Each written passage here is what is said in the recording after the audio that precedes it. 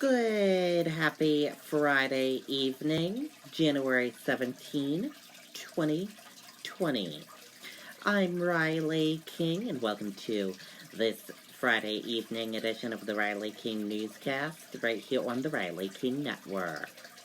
We have a lot of news to get to this Friday evening, so let's begin. First up, marker of sports betting app says it has fixed border problem. Some residents in Portsmouth said app considered them to be in Maine. Let's take a listen to that video from WMUR News 9.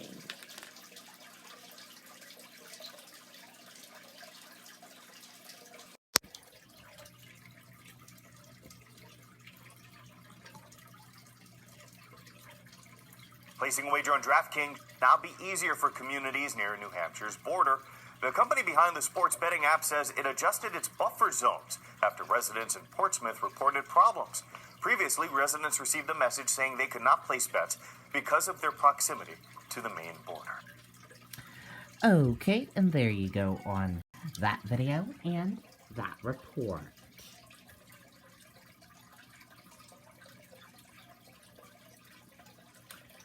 Two sought-after burglary at Manchester Best Buy. Police say woman spotted trying to steal computers. Let's take a listen to that video from WMUR News 9.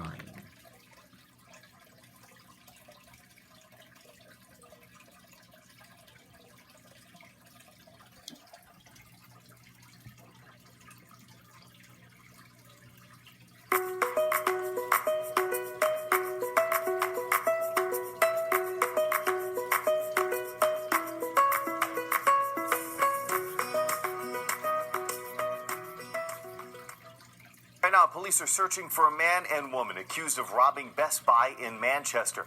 Police say each suspect tried to carry a computer out of the store yesterday afternoon. They say an employee got a computer away from the woman, but the man was able to get away. Investigators think the two got away in this car that you see on your screen right there. Anyone with information about the suspects is asked to call police. Okay, and there you go on that video and that report.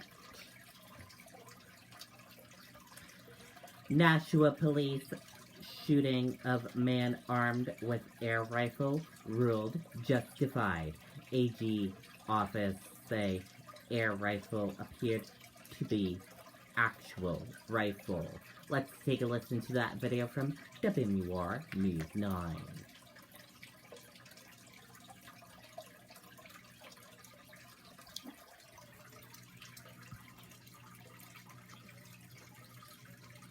This economy is not working for most of us. There is not one county in the United States of America where someone working full-time at the minimum wage can afford a two-bedroom apartment. The biggest problem in our economy is simple. People are not getting paid enough. We have breaking news in an officer-involved shooting in Nashua. The Attorney General's office just announcing that officers' actions were justified. Last September, investigators say William Case threatened a neighbor, leading to an hours-long standoff. They say Case eventually opened his door while holding what appeared to be a long-barreled firearm. One officer shot Case in the chest. He survived his injuries, and that weapon turned out to be an air rifle. But because it appeared to be a rifle, investigators say the shooting was justified. Okay, and there you go on that video and that report.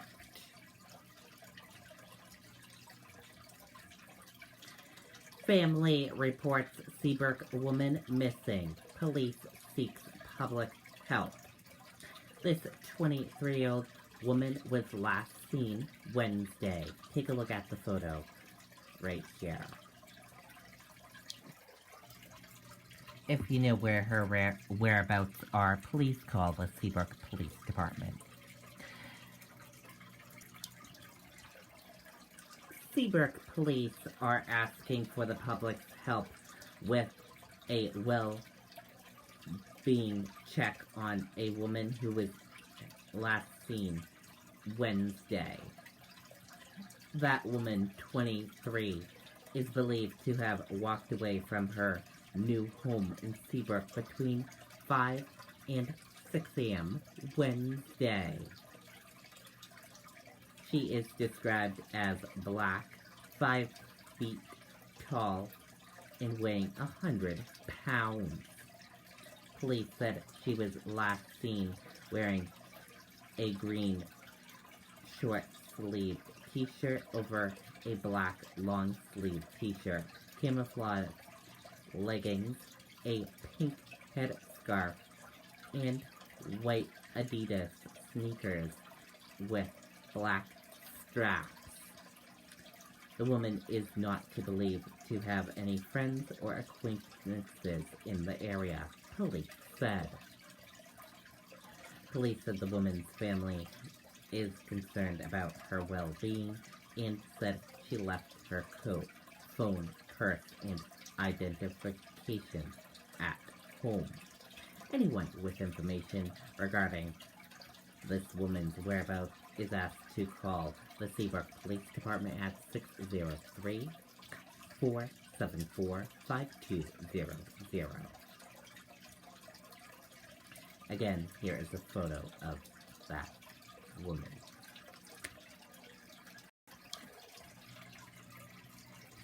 If you've seen her or know where her whereabouts are, call the Seabrook Police Department.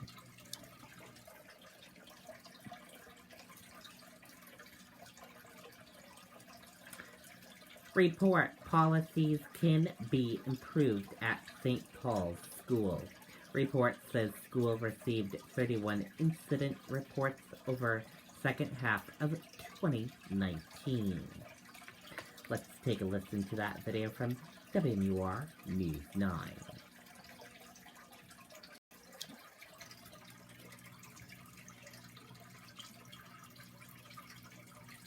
This economy is not working for most of us. There is not one county in the United States of America where someone working full-time at the minimum wage can afford a two-bedroom apartment. The biggest problem in our economy is simple. People are not getting paid enough. Well, the state attorney general's office has released a second report on a New Hampshire prep school rocked by sexual abuse claims. An independent compliance overseer says St. Paul's School is providing support to students, but the report says the school can improve its policies on investigating crimes and helping victims. The semi-annual report is required as part of an agreement with the attorney general's office due to allegations of misconduct going back decades. Okay, and there you go on that video and that report.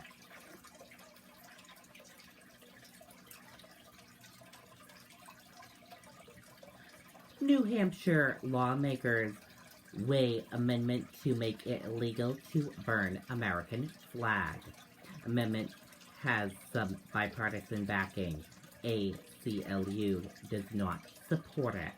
Let's take a listen to that video from WMUR News 9.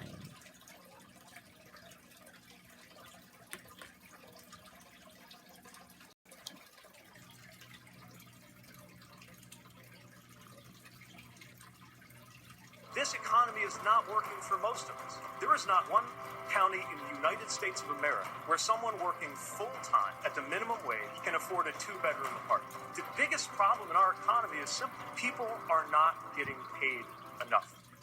A debate over how to protect the American flag is going on at the State House. Lawmakers are hearing testimony on an amendment to New Hampshire's Constitution that would make it illegal to burn the American flag.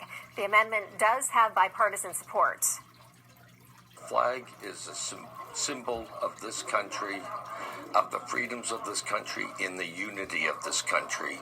And right now, this country is not unified. And by protecting that symbol, we might possibly bring that unity back. This is bad policy.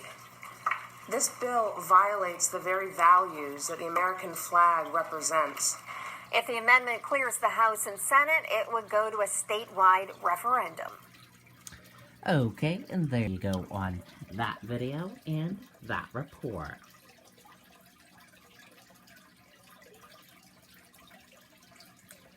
Sununu issues executive order on workplace respect and civility. Order says state is committed to providing a positive public service environment. New Hampshire Governor Chris Sununu has issued an executive order regarding respect and civility in the workplace.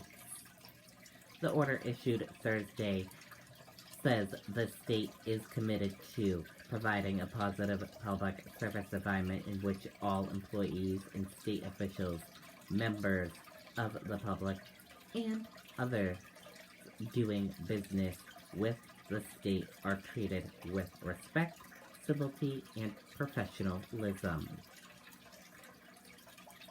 It says all state employees and officials have a responsibility to act with civility and respect in the workplace.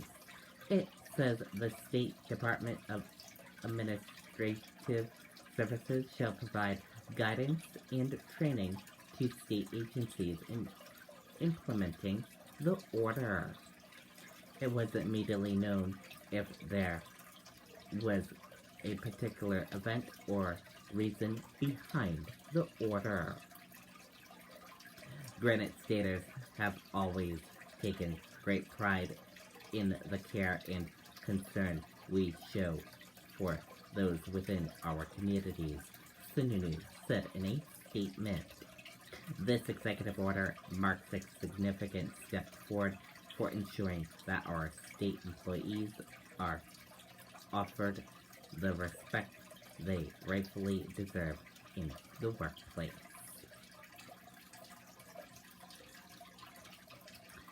And earlier on Friday morning, crowd for Pete Buttigieg in Concord as he received an endorsement from Annie Custer. Take a look at the photo of that crowd. And that is a photo from that event earlier today. A big crowd, as you can see there. And now let's take a look at that U.S. stock market and see how your U.S. stock market closed for this Friday evening. And here's a look at that U.S. stock market for all of you for this Friday evening. Your Dow Jones Industrial Average closed in the green one up. Your Nasdaq closed in the green one up. S&P 500 closed in the green one up. Gold closed in the green one up. Oil closed in the green one up. U.S. 10-year closed flat. Euro/USD closed in the red and went down. And VIX closed in the red and went down.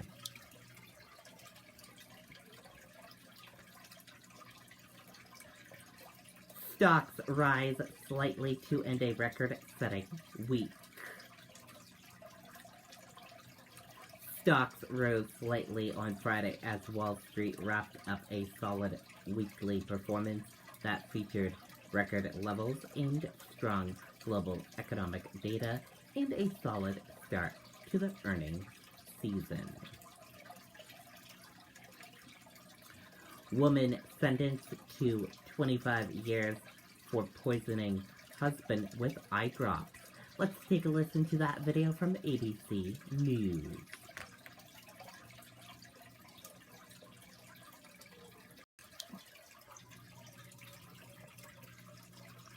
Turn now to the strange story of a woman who killed her husband by poisoning with eye drops. She pled guilty on Thursday, sentenced to 25 years in prison, and now we're hearing from her husband's family. Diane Macedo spoke with them. This morning, a South Carolina woman is sentenced to over 20 years in prison after pleading guilty to killing her husband with eye drops. I am truly sorry. Prosecutors say motivated by greed, nurse Lana Clayton secretly poisoned her wealthy husband by putting eye drops in his water for 3 days, taking his computer and phone so he couldn't call for help. He lay there helpless Thursday and Friday, waking up periodically from his misery, thirsty, drinking more water. Lana claimed her husband, Stephen Clayton, was abusive and that she poisoned him only once, hoping to punish, not kill him. I did impulsively put the Visine in Stephen's drink, and I did it with the intent to make him sick and uncomfortable. Her attorney says she expected the result to be like this scene from the movie Wedding Crashers, where Bradley Cooper's character gets sick after drinking eye drops. Oh, no. In an exclusive interview with ABC News, Stephen's sister Rosemary says the reality was much darker. I think my brother was screaming for his life. Stephen Clayton was found dead on July 2018 at the bottom of the stairs of his Lake Whaley home. Police initially thought he'd suffered a fatal fall or a heart attack, but Rosemary says Lana immediately started acting strangely. Financial records, papers, artwork, mementos, everything that you can think of that she could throw into the fire pit, she threw into the fire pit, including their bed. She threw their bed into the fire pit. She says her brother's will also seemingly vanished. So your brother told you he had a will, your nephew saw the will, and now the will is gone. That's right. And nobody knows what happened to it.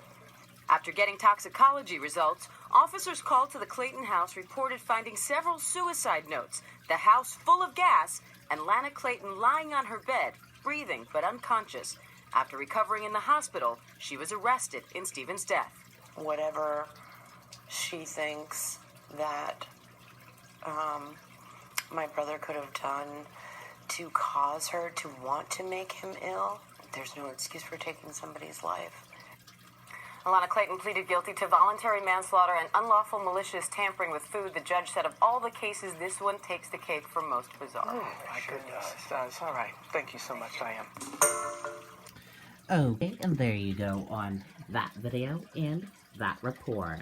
And that does it for this evening edition of the Riley King Newscast right here on the Riley King Network. I hope you all have a great rest of your Friday evening, and I'll see you back here tomorrow for another newscast. And I'll have a news report coming up in a little bit. Good night and bye, everyone.